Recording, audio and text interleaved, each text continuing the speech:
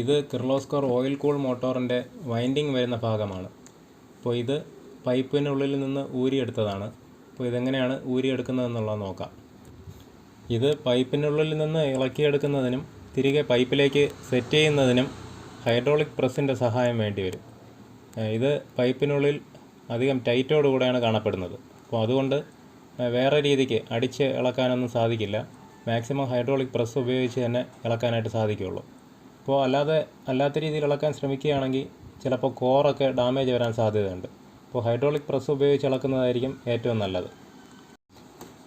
ഇത് പൈപ്പിൻ്റെയും കോറിൻ്റെയും സൈസിന് കറക്റ്റായിട്ട് റെഡിയാക്കി എടുത്ത ഒരു റിങ്ങാണ്. അപ്പോൾ ഇതുപയോഗിച്ചിട്ടാണ് പൈപ്പിനെ ഈ ഹൈഡ്രോളിക്കിൽ സീറ്റ് ചെയ്ത് വയ്ക്കുന്നത്. അപ്പോൾ ഇവിടെ 2 ക്രോസ് ബാറും അടുപ്പിച്ചാണ് വെച്ചിരിക്കുന്നത്. അപ്പോൾ ഈ കോയിൽ പൈപ്പിൻ്റെ മട്ടത്തിന് എത്തുമ്പോഴത്തേക്കും ക്രോസ് ബാർ രണ്ടും 2 സൈഡിലേക്കും അകത്തി കൊടുക്കും. പൈപ്പിനുള്ളിൽ ഇതിൻ്റെ ബെയറിംഗ് ടൈറ്റാവുന്ന ഒരു കാസ്റ്റ് അയൺ പീസുണ്ട്. അപ്പോൾ ആ പീസിലാണ് ലോഡ് കൊടുക്കുന്നത്. അപ്പോൾ അതിൻ്റെ സെൻറ്ററിൽ ലോഡ് കൊടുക്കാൻ പാടില്ല. മാക്സിമം അതിൻ്റെ ഔട്ടർ സൈഡിൽ തന്നെ ലോഡ് കിട്ടണം. അതിന് വേണ്ടിയിട്ടാണ് ഈ റൗണ്ട് റിങ് ഇതിനുള്ളിലേക്ക് ഇട്ടത്.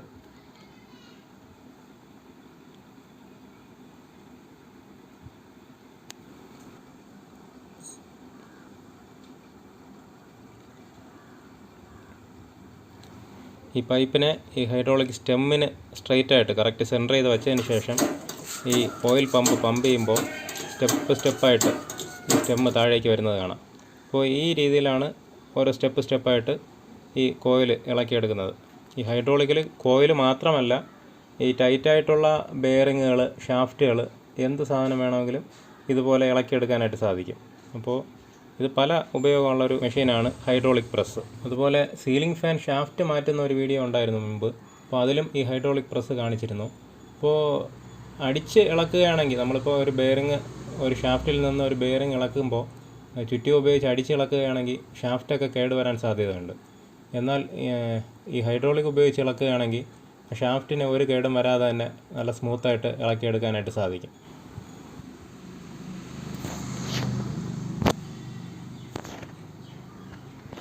ഈ കോയിൽ ഊരിയെടുക്കുന്ന സമയത്ത് ഈ പൈപ്പിൽ നിന്ന് പിടുത്തം വിട്ട് താഴെ പോയി വീഴാതിരിക്കാനായിട്ട് ശ്രദ്ധിക്കണം.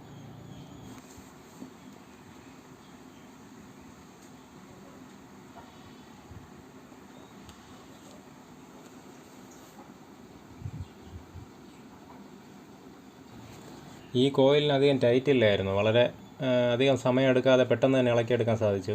ചില സമയത്ത് ഏകദേശം അരമണിക്കൂർ വരെ ഒരു കോയിൽ ഇളക്കിയെടുക്കാനായിട്ട് വേണ്ടി വരും. അപ്പോൾ അത്രമാത്രം ടൈറ്റായിരിക്കും. അപ്പോൾ ഇത് വളരെ എളുപ്പത്തിൽ തന്നെ ഇളക്കിയെടുക്കാൻ സാധിച്ചു. അപ്പോൾ ഈ കോയിലിനെ ടെസ്റ്റ് ചെയ്തപ്പോഴും വേറെ കംപ്ലൈൻ്റ് ഒന്നുമില്ല. ഷോർട്ടായിട്ടുമില്ല, ബ്രേക്കായിട്ടുമില്ല.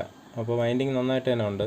അപ്പോൾ ഇത് വെള്ളത്തിൻ്റെ അംശം വന്നതുകൊണ്ട് ELCB ട്രിപ്പാവുന്ന ഒരു കംപ്ലൈൻ്റ് ആയിരുന്നു ഈ മോട്ടോറിനുണ്ടായിരുന്നത്. അപ്പോൾ അത് ഓയിലെല്ലാം മാറ്റി പുതിയ ഓയിൽ ഒഴിച്ചിട്ട് സെറ്റ് ചെയ്യുമ്പോൾ മിക്കവാറും റെഡിയാവും. അപ്പോൾ ഈ കോയിൽ നല്ല രീതിയിലൊന്ന് ഉണക്കി തിരികെ സെറ്റ് ചെയ്യണം. അപ്പോൾ അതിന് വേണ്ടിയിട്ടാണ് ഇപ്പോൾ ഇളക്കിയെടുത്തത്. ഈ മോട്ടറിൽ വരുന്ന ഓയിൽ സീൽ പോയിട്ടുണ്ടായിരുന്നു. അത് കാരണമാണ് വെള്ളം ഉള്ളിൽ കയറിയത്. ഓയിൽ സീലും കൂടെ മാറ്റണം. ഈ വീഡിയോ നിങ്ങൾക്ക് ഉപകാരപ്പെട്ടെങ്കിൽ തീർച്ചയായിട്ടും ലൈക്ക് ചെയ്യുക. ഇതുപോലെ മോട്ടോർ വൈൻഡിങ്ങുമായി ബന്ധപ്പെട്ട വീഡിയോകൾക്കായിട്ട് ഈ ചാനൽ ദയവായി സബ്സ്ക്രൈബ് ചെയ്യുക.